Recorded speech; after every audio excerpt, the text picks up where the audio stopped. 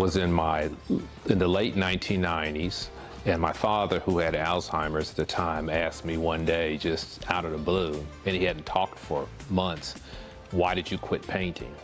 And I don't know, it just made something kind of click in me. I'd always been painting and making art, but that's the moment that, and then things that were going on around that time made me want to be an artist and do this seriously.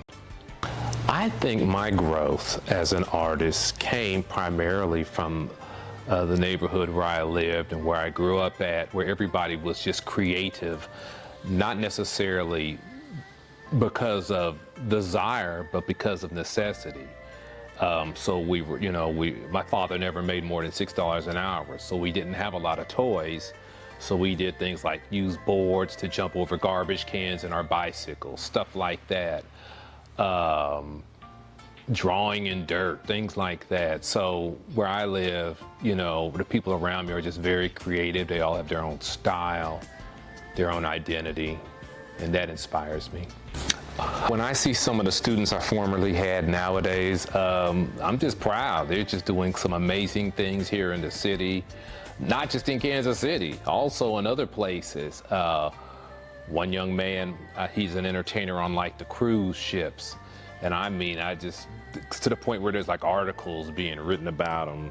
And right here, these visual artists, many of them that I had as students. Now, when I was at Paseo, I was not an art teacher. I taught computer science.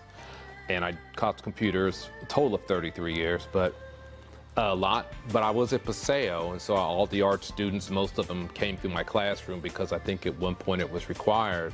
So I got to know who they were, I got to see their artwork, and now I see their work at the Nelson Atkins, at the airport, murals, and it just makes me proud.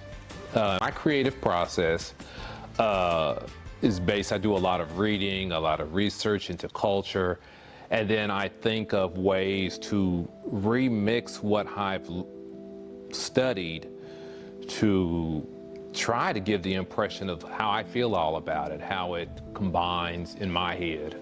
Yes, my biggest challenge as an artist has been the struggle to express myself, because I'm constantly changing, I'm constantly evolving. I believe we all are. And so the things that really meant a lot to me 3 or 4 years ago in a painting are things that I felt had to be a part of an artwork, just aren't a part anymore. So I think the biggest challenge is to just trying to